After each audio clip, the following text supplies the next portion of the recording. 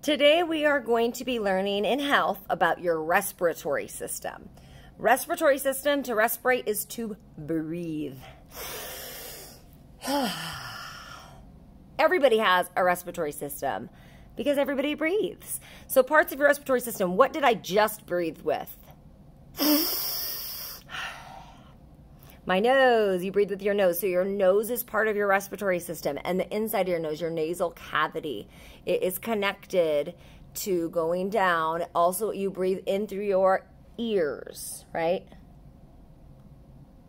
Your eyes? No. Your mouth. Your mouth is part of your respiratory system too. When you breathe in, that air goes into your throat. So throat is a word, obviously, that is going to be part of our respiratory system read aloud that we do today. So you're going to breathe in, and more specifically, it doesn't just go down your throat. This is your throat, but it goes down your trachea. Your trachea is like your windpipe in your throat. You have two like tubes that go down your throat. One is where the food goes, and one is where the air goes. And I'm going to show you a picture of, there we go. So in this picture, you have the trachea right here, that big tube, and then behind it is the esophagus. That's a different tube. Both are connected here to your mouth and to your nose. But the esophagus is not part of the respiratory system. That's where food goes. So when you're eating and you swallow, it goes down your esophagus. If for some reason, and this does happen sometimes, that this epiglottis right here is like a little flap that kind of holds the food from going down your trachea. If a piece of food would happen to get like stuck there, that's when you feel like you're choking and it's hard to breathe, because the air that you breathe in through your nose and your mouth cannot get in that trachea because there's food stuck there. So trachea is what's going to bring the air down into your next vocabulary word, your lungs. So your lungs, when oxygen, that's another one. Oxygen, that is a clear, odorless gas. That's what we breathe in, that our body needs. If we don't have oxygen, like up in outer space, they have to have oxygen up there that they have the tanks and stuff for.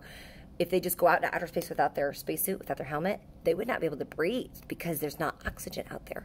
So oxygen is what we breathe in through our nose and our throat, and it goes into our lungs. By the way, this is the word breath. If I take a breath, that is different than the vocabulary word that I'm going to change if I add an E to it. Now it is breathe. So if I say breathe in, breathe out, take a deep breath. Breath, breathe. All right, so those are some of the vocabulary words you're going to see today. I also wanted to show you a quick picture of your lungs. It's going to be in the book that you read. This is a cartoon picture, so it doesn't look real. But the lungs are little, they are organs that have all these little vessels and sacs in them, and the air goes down that word trachea, down your throat, down your trachea, into your lungs. And when you breathe in, your lungs are expanding, and then they deflate when the air is in and out. Your lungs are right where your rib cage is. If you breathe in and you can feel your ribs, your lungs are inside like your rib cage right there. So if you take a deep breath in, your rib cage kind of goes out, and when you push it out, it goes back down because air is coming in and out, and they're getting kind of like a balloon. When you blow up a balloon, and then when you let the air out,